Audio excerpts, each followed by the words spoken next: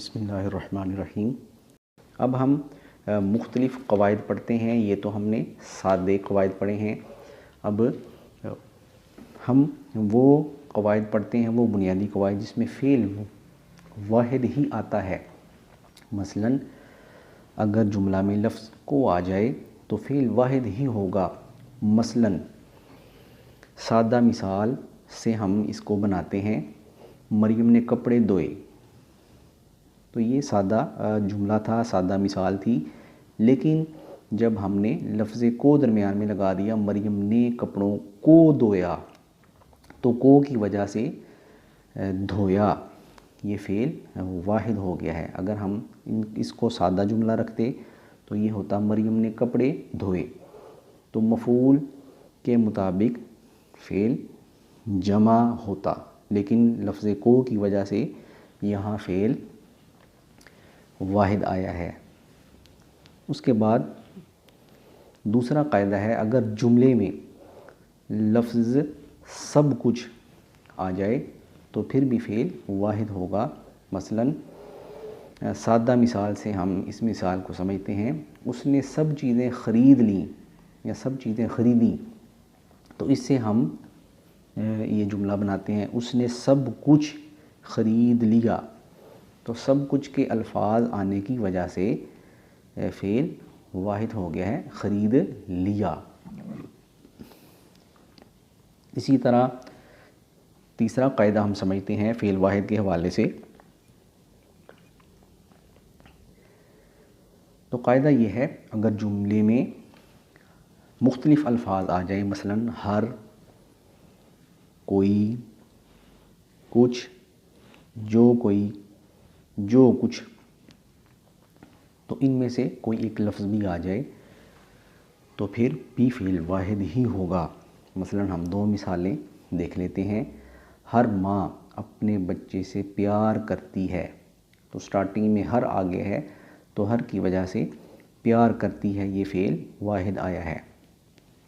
دوسری مثال سمجھ لیتے ہیں، جو کوئی محنت کرے گا کامیابی پائے گا یا کامیابی حاصل کرے گا، تو یہاں جو کوئی شروع میں الفاظ آئے ہیں تو اس کی وجہ سے فعل واحد آیا ہے۔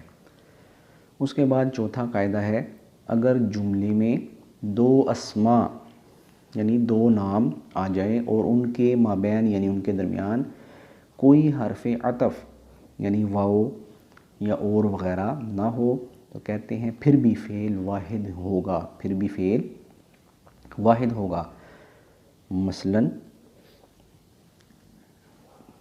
عام جملے سے اس کو ہم سمجھتے ہیں، اس نے گیند اور بلہ خریدے۔ اس سے ہم اس مثال کو سمجھتے ہیں، اس نے گیند بلہ خریدا، اس نے گیند بلہ خریدا۔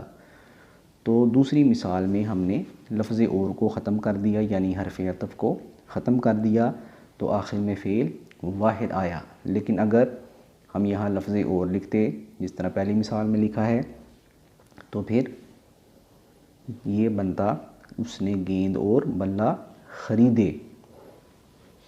تو یہ بنیادی قواعد تھے کہ جن صورتوں میں فعل واحد آتا ہے۔ اب ہم ان قواعد کی بات کرتے ہیں جن میں فعل جمع آتا ہے۔ تو پہلا قاعدہ ہے، اگر فاعل ایک سے زیادہ ہوں اور حرف عطف یعنی واو یا اور کہتے ہیں یہ بھی آئے تو فعل جمع ہوگا، فعل جمع آئے گا۔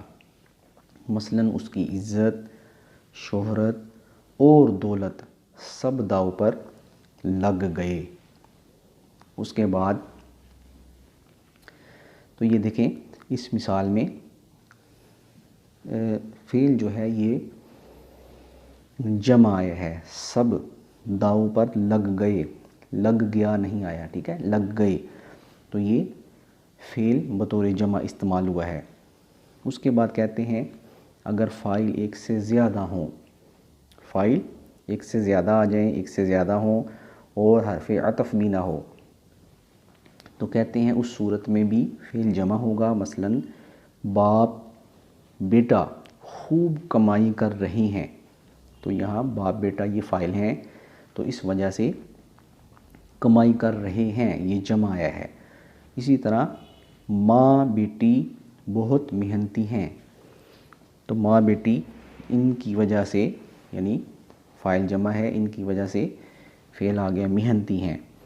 اسی طرح تیسرا قاعدہ ہے، اگر جملہ میں مختلف ضمیریں یعنی پروناؤن ہوں تو کہتے ہیں اس وقت بھی فعل جمع ہوگا، اس وقت بھی فعل جمع ہوگا۔ مثلا میں اور آپ مل کر کام کریں گے، میں اور آپ مل کر محنت کریں گے، تو یہاں میں اور آپ یہ ضمیریں استعمال ہوئی ہیں، تو ان کی وجہ سے فعل جمع آیا ہے۔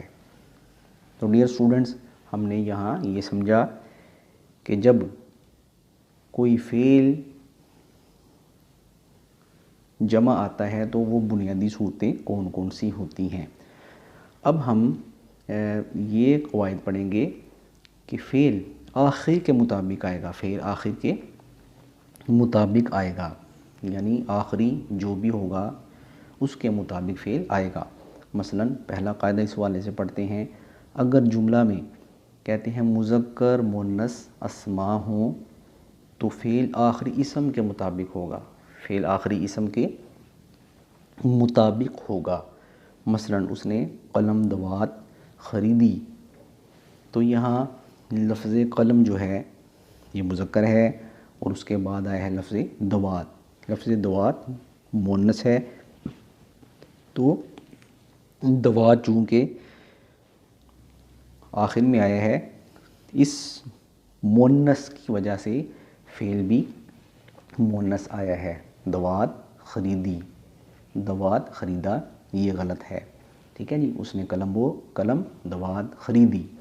اس کے بعد دوسرا قاعدہ ہے، اگر فاعل ایک سے زیادہ ہوں یعنی سبجیکٹ ایک سے زیادہ ہوں تو فعل آخری فاعل کے مطابق ہوگا، فعل آخری فاعل کے مطابق آئے گا۔ مثلا 3 گلاس 4 پلیٹیں اور 1 کپ ٹوٹ گیا، تو پہلے دیکھیں 3 گلاس یہ بھی جمع ہے، 4 پلیٹیں یہ بھی جمع ہے، لیکن آخر میں آیا ہے 1 کپ، تو 1 کپ یہ واحد ہے، اس وجہ سے فعل واحد آیا ہے، اس وجہ سے فعل واحد آیا ہے۔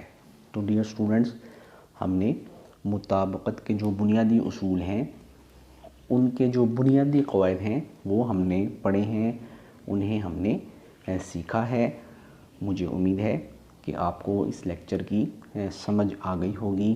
اللہ تعالیٰ آپ کا حامی و ناصر ہو، اللہ تعالیٰ آپ کو اچھے نمبروں میں کامیابی عطا فرمائے۔